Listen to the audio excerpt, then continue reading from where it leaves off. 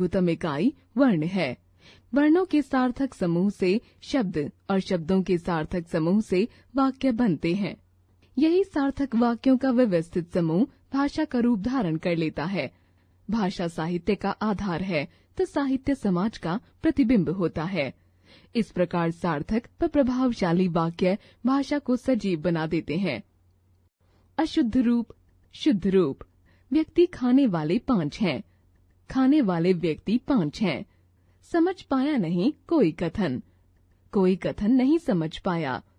उपरोक्त वाक्यों को देखकर समझ गए होंगे कि पदों के व्यवस्थित रूप से ही सार्थक वाक्य बनते हैं। इस प्रकार पदों या शब्दों का वह व्यवस्थित समूह जिससे कथन का अर्थ स्पष्ट रूप से व्यक्त होता है वाक्य कहलाता है।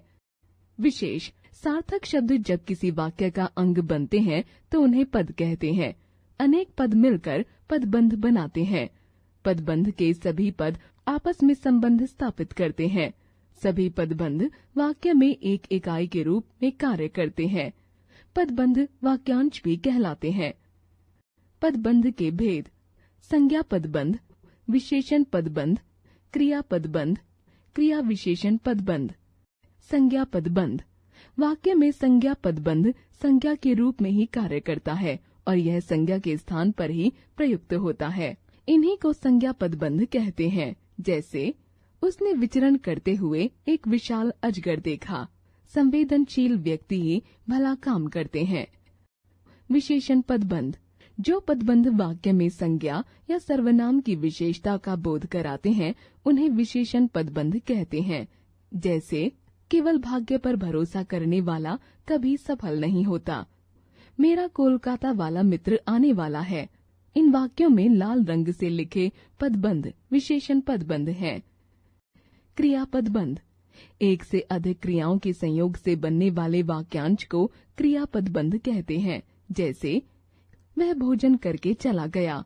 सुमित अभी सोकर उठा है। इन वाक्यों में करके व चला गया तथा सोकर और उठा है अलग अलग क्रियाएं हैं जो सामूहिक रूप से जुड़कर पदबंध बन गई हैं। क्रिया विशेषण पदबंध: जब किसी वाक्य में अनेक पदों का संयोग क्रिया की विशेषता का बोध कराता है तो इसे क्रिया विशेषण पदबंध कहते हैं। जैसे लंगड़ा बैसाखी के सहारे धीरे धीरे चला गया। रविंद्र उस ओर चला गया। देर रात तक कुत्ते भौंकते रहे। सर्दी से बचने के लिए स्वेटर पहन लो।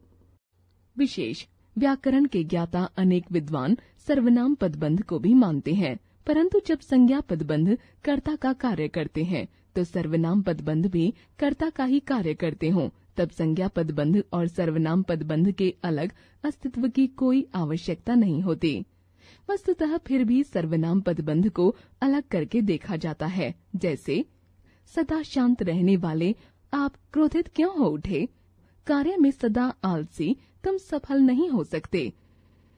वाक्य विचार: बच्चे बाग में खेल रहे हैं। नानी कहानी सुना रही है। उपर्युक्त चित्रों के नीचे लिखे शब्द वाक्य हैं। प्रत्येक वाक्य का एक निश्चित सार्थक अर्थ होता है। वाक्य के अंग: वाक्य के निम्नलिखित 2 अंग होते हैं। उद्देश्य, विधेय। उद्देश्य: वाक्य में जिसके विषय में कुछ कहा जाता है उसे उद्देश्य कहते हैं। जैसे सोहन खाना खा रहा है, सीता गाना गाती है। उपरोक्त वाक्यों में सोहन और सीता के बारे में कुछ बताया जा रहा है, अतः ये उद्देश्य है। विधेय: उद्देश्य के विषय में जो कुछ बताया जाता है वह विधेय कहलाता है। जैसे छात्र कक्षा में बैठे हैं, माँ बाजार गई है। उपरोक्त वाक्यों में कक्षा में बैठे हैं और बाजार गई हैं विधेय हैं।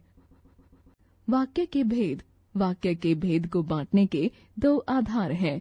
अर्थ के आधार पर, रचना के आधार पर। अर्थ के आधार पर वाक्य के भेद: अर्थ के आधार पर वाक्य के निम्नलिखित 8 भेद हैं। विधानवाचक, निषेधवाचक, प्रश्नवाचक, संकेतवाचक, संदेहवाचक, इच्छावाचक, आज्ञावाचक, विस्मयादिवाचक। विधानवाचक: जिन वाक्यों में किसी कार्य का होना पाया जाता है उन्हें विधानवाचक वाक्य कहते हैं। जैसे 15 अगस्त को लाल किले पर झंडा फहराया जाएगा। निषेधवाचक, जिन वाक्यों में किसी कार्य के संपन्न न होने का भाव प्रकट होता है उन्हें निषेधवाचक वाक्य कहते हैं। जैसे, यहाँ कोई व्यक्ति नहीं रहता, हम आपकी मदद नहीं करेंगे। प्रश्नवाचक, जिन वाक्यों में किसी विषय में प्रश्न पूछा जाए उन्हें प्रश्नवाचक वाक्य कहते हैं। जैसे, तुम घर कब पहुँचोगे, वह दिल्ली में क्या करता है। संकेतवाचक, जिन वाक्यों में किसी वस्तु के विषय में संकेत किया जाए या शर्त रखी जाए वह संकेतवाचक वाक्य कहलाता है। जैसे, यदि वर्षा हुई तो धान की फसल अच्छी होगी, अगर आप मेरे साथ होते तो बहुत अच्छा लगता। संदेहवाचक, जिन वाक्यों में कार्य के होने या न होने का संदेह हो उन्हें संदेहवाचक वाक्य कहते हैं। जैसे, शायद वह आ चुका होगा। इच्छावाचक, जिन वाक्यों में इच्छा, कामना या आशीष प्रकट हो वे इच्छावाचक वाक्य कहलाते हैं। जैसे, काश मेरा सपना पूरा हो जाता, ईश्वर तुम्हारा भला करे। आज्ञावाचक, जिन वाक्यों में आदेश, प्रार्थना अथवा उपदेश आदि का भाव प्रकट हो उन्हें आज्ञावाचक वाक्य कहते हैं। जैसे, यहाँ घूमना मना है, कृपया बैठ जाइए। विस्मयादि बोधक, जिन वाक्यों में विस्मय, हर्ष, शोक, घृणा आदि का बोध होता है उन्हें विस्मयादि बोधक वाक्य कहते हैं। जैसे, बाप रे इतना विशाल अजगर, अरे मैं बर्बाद हो गया।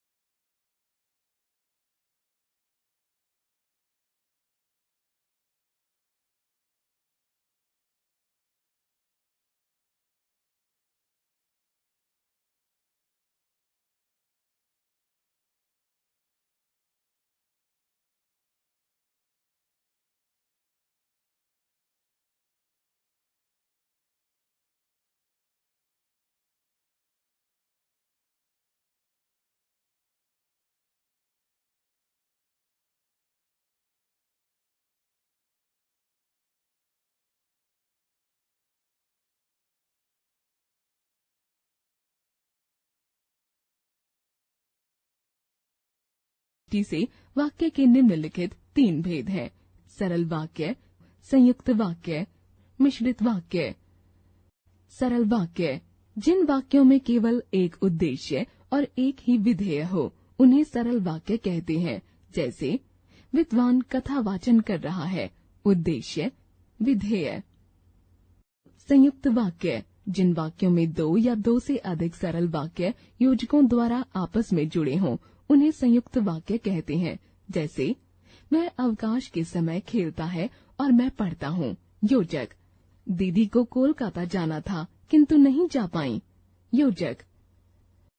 मिश्रित वाक्य, जिन वाक्यों में एक प्रधान उपवाक्य होता है और अन्य उपवाक्य उस पर आश्रित होता है या आश्रित होते हैं उन्हें मिश्रित वाक्य कहते हैं। जैसे, जो परिश्रम करता है वही सफल होता है। वह प्रश्न का उत्तर नहीं जानता था इसलिए चुप रहा।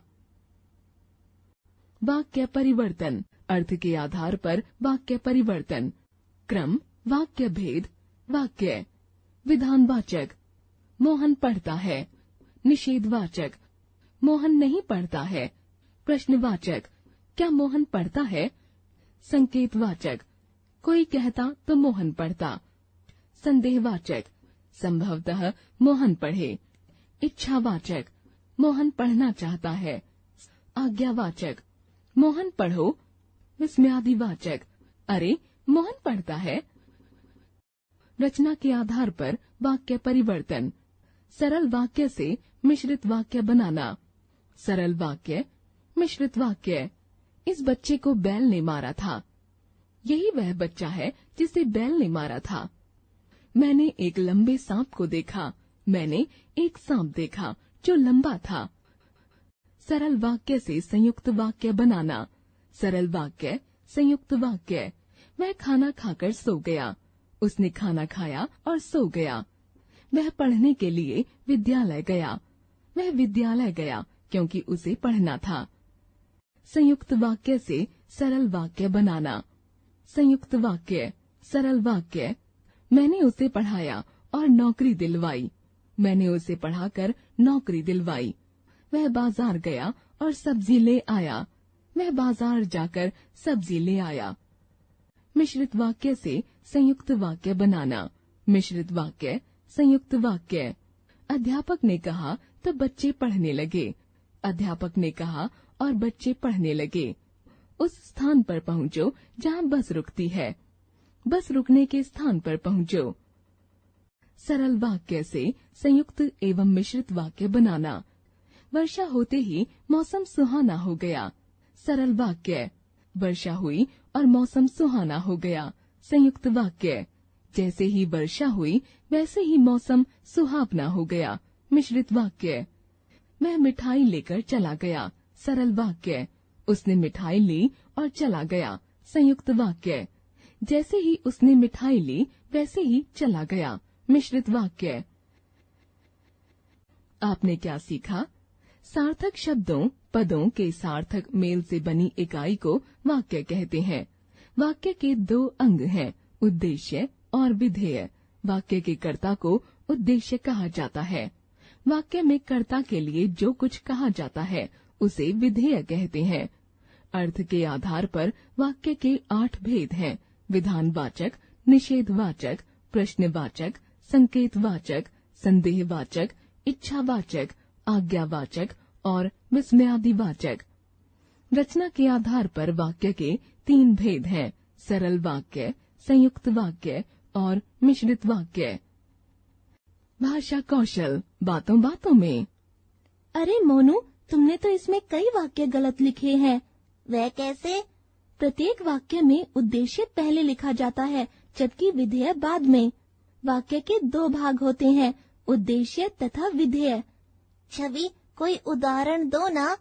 राजू विद्यालय जाता है। इस वाक्य में राजू उद्देश्य है तथा विद्यालय जाता है विधेय है। अच्छा हुआ तुमने बता दिया।